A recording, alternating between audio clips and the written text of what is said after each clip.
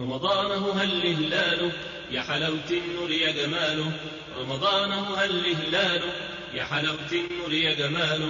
والسعادة لاح أهلا. سؤال سيدة كمية سؤالها وضح فافتان كبدت كان مسلمين تاهين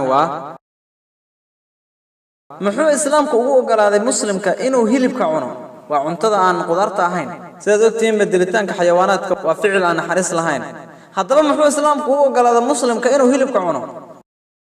وجهرين وحن شعله هنا الشيء وحوصل تجرى قفك مسلم كأنه مسلم في عنه هذا حتى هدي وصنعون قدرته لما هي آيات القرآن كمية أما حديث هي واجب قفك مسلم كأنه عنه هلبك بالسه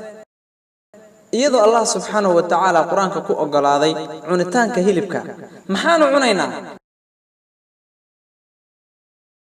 القرآن كو حكول يا سورة المائدة سورة الشناد آيات الكوبات يا أيها الذين آمنوا كو حق الرميو أو في بلنك وحا ليذين بني حولها النمعولي ذا وحي aan leedin ku akhrin korkiina mooyee cunay hilibka xayawaanaadka ee afarta lugood leh ila wixii magacooda la soo reebay maaha quraanku wuxuu ku leeyahay suuratu nahl suurada 16aad aayad 5 xoolahana wuu idin abuuray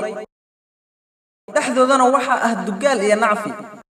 xageedadna wax ka cuntaan quraanku wuxuu ku leeyahay suuratul mu'minuun suurada 3aad aayad 1 waxa idin kugu sugnaaday xoolaha waano waxaan idin ka waraabinaa waxa calooshooda ku sugan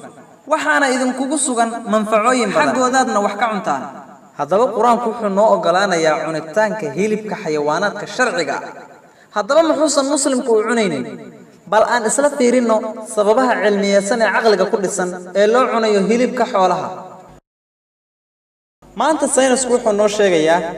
cunada aan qudaarta ahayn ee hilibka inuu yahay cunto isku dhameystiran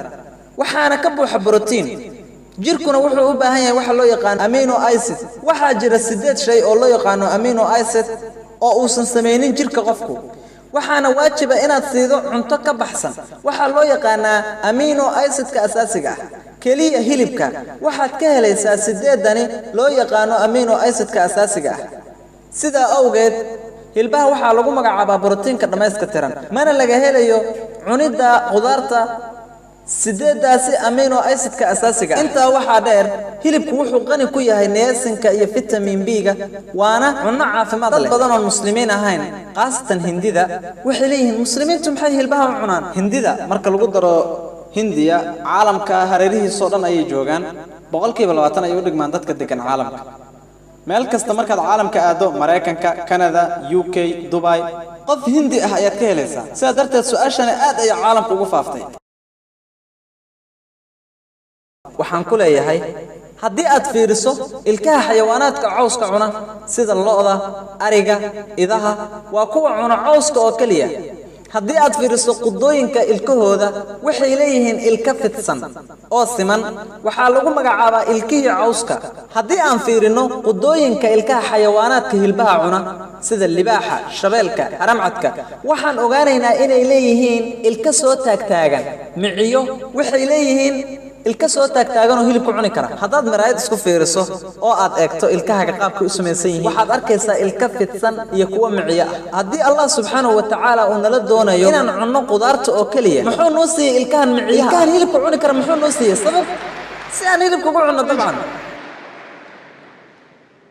inta waxa dheer hadii aan taxliilino systemka dheefshiidka ee xayawaanaadka cawska cuna sida lo'da ariga idaha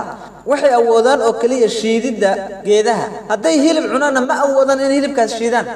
hadii aad safiiriso systemka dheefshiidka ee xayawaanaadka hilbaha cuna sida shabeelka haramcadka libaaxa waxa suurtagal oo kaliya in hilbaha shiidaan ma shiidi karaan cawska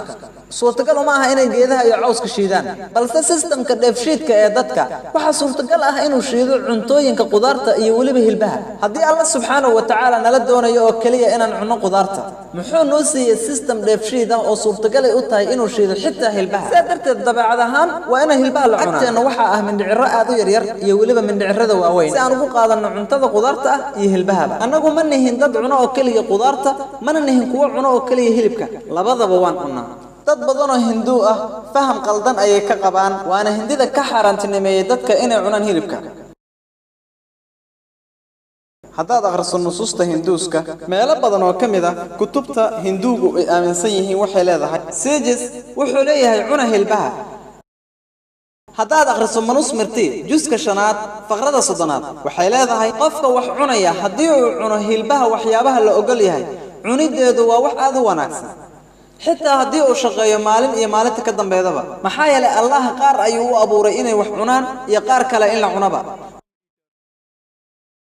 markaad akhrinayso manusmirti juska 5aad faqrada 31aad cunida hilbaha marka lagu jiro tadxiyada dambi maaha ama nafurnimada waa qaanuunka ilaahiyada waxaa lagu sheegay manusmirti juska 5aad faqrada 39 ilaa 40 alle xayawaanaadka ayuu u abuuray nafurnimo iyo tadxiya sida darteed dilitaanka xayawaanaadka si nafurnimo leh looma ictibaarinayo dilitaan dadka qaaran muslimiinta ahayn way ila doodayaan waxayna igu leeyihiin okay walaal daakar naayib waan kugu waafaqsanahay in geeduhu ay nolol leeyihiin oo ay xanuunka dareemayaan balse xayawaanaadka marka loo barbar dhigo way ka dareen yar yihiin xayawaanaadku waxay leeyihiin 5 dareemayaal geeduhuna waxay leeyihiin 3 dareemayaal sida darteed waxa leeyahay waan idinku waafaqsanahay danta aad ka leedihiin dooda geeduhuna waxay leeyihiin 3 dareemayaal xayawaanaadkuna waxay leeyihiin 5 dareemayaal balse su'aal ayaan idin weydiinayaa aan ka soo qaadno inaad walaal leedahay waa walaal dhagala aan hadli karino afkala qof uun ayaa yimid wuuna dilay ma waxaad aadaysaa qaadiga si aad ugu sheegto inuu ciqaabta ka yareeyo ninkii dilka u geystay walaalka maxaa yeelay walaalka 2 dareemayaal ayaa ka maqnaa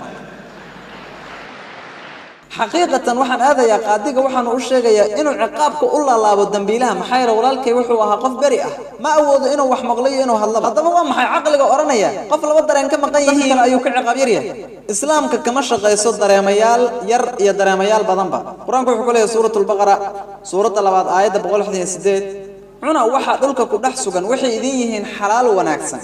cuna waxyaabaha wanaagsan ee la ogol yahay haddaba wixii xalaala oo wanaagsan oo la isku ogol yahay waa suurtagal in la cuno